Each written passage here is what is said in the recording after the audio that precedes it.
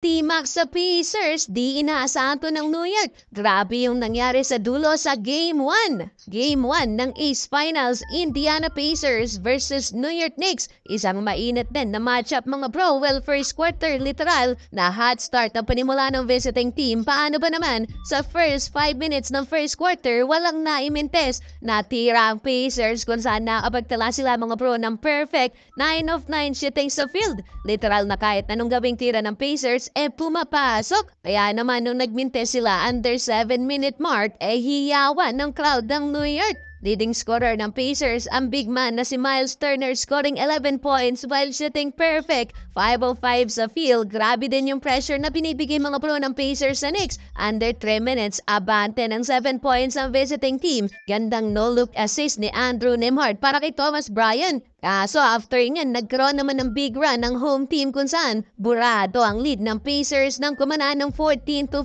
run ang Knicks. Leading scorer nila si Jalen Brunson with 9 points. Sinundan niya ng 8 points ni Karl Anthony Towns. Burado ang lead ng Pacers sa ginawang run na yan ng New York, 36-34. End of first quarter. Start of second quarter, habang pahinga ang ilan sa starters ng Pacers, kumana mga pro ang second unit nila led by Mathurin at veteran na si TJ McConnell. Panandalian ulit nilang nakontrol ang laban bago ulit magtala ng run ng New York. Pares ng may double-digit scoring si Towns at Bridges. Kaso anyari kay OG Anunoby, easy basket na sana sa play na to, kaso naimintis pa ang tira. Miss opportunity para sa New York, buti na lang solid sa bench atong si Campaign, hitting 2 3-pointer. Eto, bitapin naman, basic na lang sa play na to, kaso tulad ni Anunoby, naimintes din ang easy basket. Kahit siya di makapaniwala mga pro sa nangyari, well napatimeout ng visiting team nang lumobo sa 8 points ang lamang ng Knicks sa corner 3-pointer na to ni Towns, sabay tapik pa kay James Johnson. Hype na hype si Towns, buti na lang may sagot ng Pacers, double-digit scoring na para kay Naismith, napa-takeover pa sa dulo. Etong si Tyrese Haliburton scoring the last 10 points ng Indiana. Dalawang pukol sa tres ang naipasok dyan ni Haliburton. Yun nga lang kumanatin sa kabila si Jalen Brunson, kung saan sa kanya naman ang galing ang 9 points sa last 11 points ng New York. Iwan pang depensa ni Pascal Siakam, 18 points na para kay Brunson, up by 7 points pa ang Knicks, 69-62. Entering the third quarter, eto na mga bro, umiinit na ang laban. Brunson laban sa mahigpit na depensa ni Aaron Naismith. Napituan ng offensive foul sa play na to si Brunson. Challenge pa yan mga pro ng New York, pero bigo na ma-overturn ang hatol ng official. After pa niyan, naibaba pa ng Pacers sa 3 points ang lead ng home team. Brunson gigil na bumawi mga pro sa drive na to kontra sa big man na si Turner, kaso sagot agad sa kabila si Tyrese Haliburton. Eto, OG Anunoby, gandang block sa tira ni Toppin mga pro, pero lupit ng bawi ni Obi Toppin. Nag-alat Dr. J na naman sa ginawang reverse layup. Lalim ng duhot, Jalen Brunson again and one basket kontra kay Mathurin. Pat Haliburton, pinatahimik kagad ang crowd ng New York sa tres na to.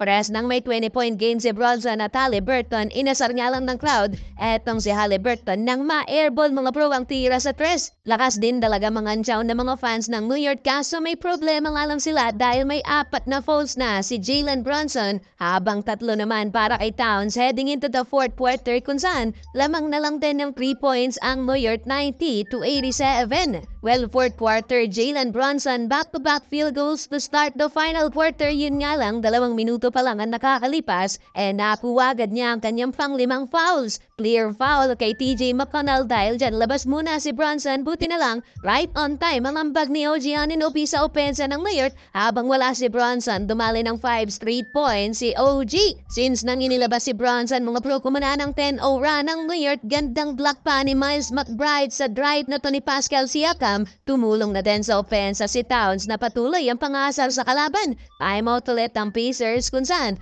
lamang na ng 16 points ang New York, 108-92. Extended pang run ng New York kahit wala sa court si Brunson. May 30 points na mga pro si Karl Anthony Towns. Hawak pa ng New York ang double-digit lead. Yun nga lang, Aaron Naismith nag-ala Reggie Miller mga pro, 5 consecutive 3-pointer ang nagawa sa Pacers. Last 34 seconds, baba sa 5 points ang lamang ng New York. Di pa natatapos dyan mga pro si Naismith. Umisa pa ng 3, last 22 seconds, baba sa 2 points ang lamang ng New York. Kabado na tuloy ang mga fans ng New York mga pro. Last last 7 seconds na imintes ni OG Anunoby ang isa sa free throw na uwi patuluyan sa buzzer beater shot ni Tyrese Haliburton to tie the game mga bro. Nag-choke sign pa sa mga fans ng New York overtime. Well, overtime mga bro, Knicks ang unang nakakuha ng first 2 field goals sa game mula kay Towns at Anunoby. Pero eto, Andrew Nembhard nakasagot ng 3-pointer. Siya din mga bro ang nakapagbigay ng lead sa Pacers 130-129. Eto pa mga bro, Haliburton again clutch layup 132-131. Tuloy-tuloy mga bro ang field goals ng Pacers dunk mula kay Obi Toppin. Pero Jalen Brunson clutch basket para sa New York para maibalik din ang lamang